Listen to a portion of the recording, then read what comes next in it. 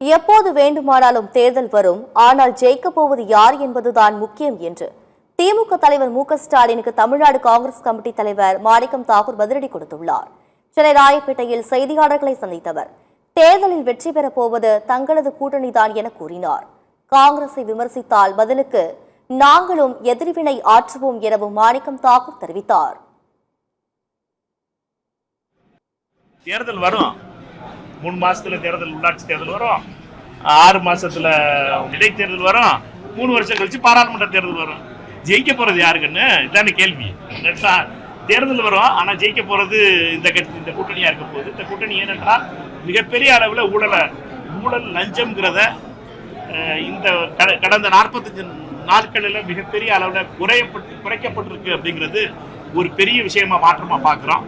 காங்கிரஸ் பத்தி சொன்னீங்கன்னா எழுதுங்க, திருப்பி அடிப்போம். சரியா? காங்கிரஸ் பத்தி பேசாத வரைக்கும் நான் அதை பத்தி பேச போறது இல்லை.